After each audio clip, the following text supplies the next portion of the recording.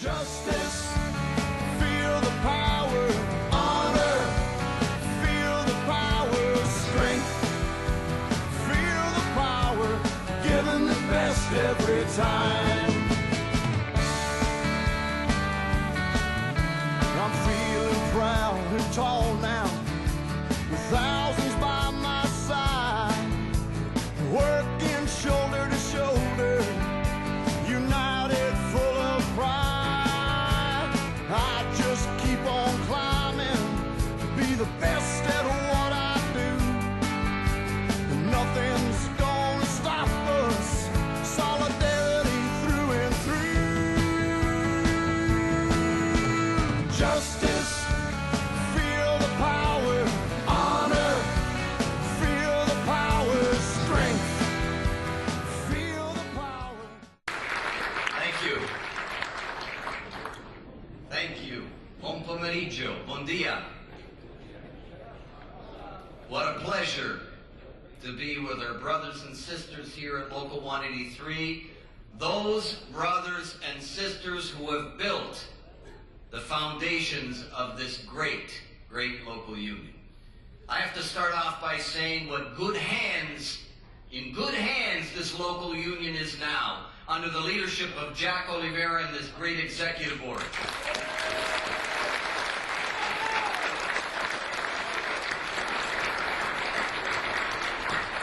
Jack and his team, the executive board, the staff, the reps, everybody that works for this great organization are doing a wonderful job in taking care of the interests of our members. The pensioners, I'm so proud of you. Because, you know, I wouldn't be where I am today, none of us, if it wasn't for the hard work that you put into building this great local union. I'm really proud to be here with you today. Thank you. So I'm not going to speak much further because I came here to do two things here today. One, to honor you and say thank you for the great work that you've done in order to make this great organization great.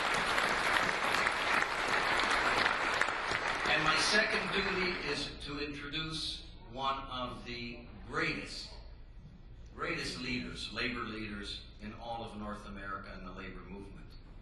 We in this organization are blessed. We really are blessed to have such strong leadership, not only here at the local union level, in all of our locals that were named earlier, our district councils, all of the reps we have. We've got great leadership everywhere. But we have at the very top of our organization, in Washington, D.C., we have one of the most aggressive, intelligent labor leaders anywhere in North America. And that is my good friend, Terry O'Sullivan.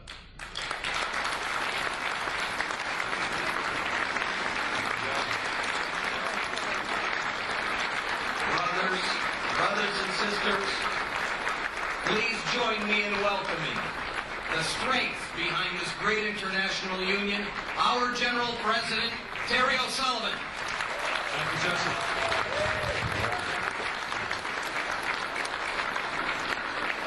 Thank you.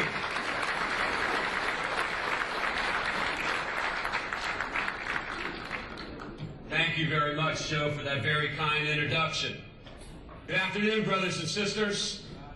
It is an honor and a privilege for me to be here at this unbelievable facility in this great Union City with my strong, proud, and united brothers and sisters of Labor's Local 183. Thank you all for being here today. And Jack, I got to commend you and your entire executive board, all your field reps for the job that you're doing, Jack. Today is a reflection of leadership. Today is a reflection of a commitment to our past, because without a past, you don't have a future. And that's what's so impressive about what you've done, Jack, is to look at this hall today. Look at this hall.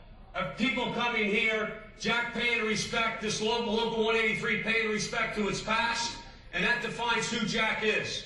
One of the finest leaders, not only in this region, but one of the finest leaders in our entire international union. I hope you're as proud as I am of having Jack Oliveira as your business manager of Local 183. I can't can't tell you how proud I am of Jack, this executive board, and all of you. When we pulled up into this complex, I beam with pride. Because I go to a lot of places where we're struggling. We're on our backside. I come in here, I feel proud. I can feel the strength. I can feel the power of this local and of this region. And I'll tell you what, I get more out of this than you do. Because when I leave here tomorrow, speaking at Stewart at 5:06 tomorrow for a Stewards and Foreman meeting, my buttons are going to be busting off my shirt of how proud I am not only to be general president of your union, but to be general president of a union that cares for its past, right? So that does, as I said before, has a future. You know, Joe said it. End result is that many of you, I've never known a time in my life when we have health and welfare funds. I know health care is different in Canada, but in the United States we have employer-provided health care. I've never known without a union, our union without health care. I've never known our union without retirement security, without pensions. I've never known a union that didn't have training funds and all the things that each and every one of you as retirees gave to us. You know, we've gotten more than we can ever give, but we're not going to stop giving because you never did. I like to think about the history not only of this local, but of this international union. You were founded in 1919, I believe, when the local was chartered. We were founded in 1903 by a group of immigrant workers that looked like us, that banded together because they were tired of the strife and the struggle, the abuse and exploitation. They were workers that came from all sorts of different countries, that spoke different languages. And nobody in the labor movement wanted them because of that, because they looked differently and they talked differently. But they had the courage, they had the conviction to found the Labor's International Union of North America in 1903. And they never looked back. Some 16 years later, this local workers banded together from other countries, Italy, Portugal, Ireland, you name it, across the globe that had come to Canada to start a new life for themselves, banded together to create and charter Local 183. And I'll tell you what, that took courage. You know, today we stand, brothers and sisters, in our international headquarters for a union that nobody wanted because of what we looked like and the way that we talked.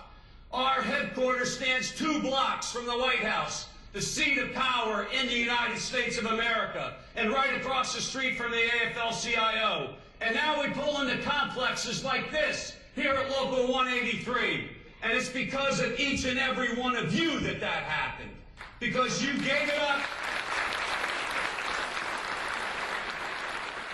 I see the soldiers that have fought the good fight.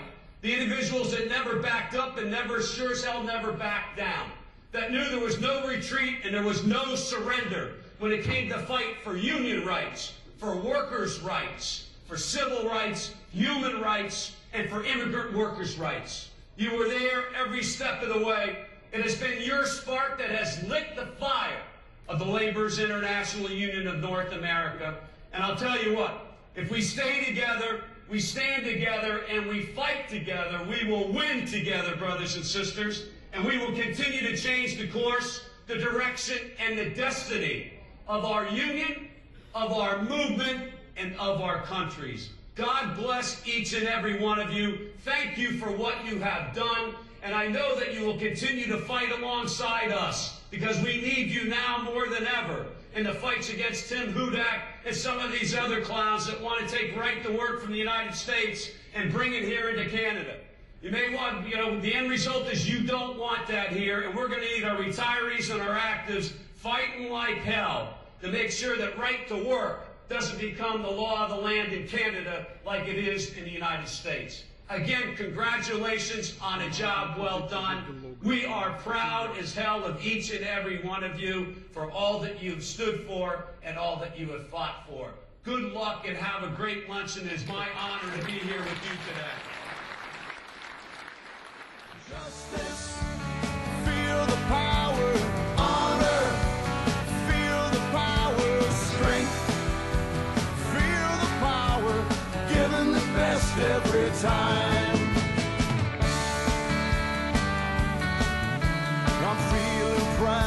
tall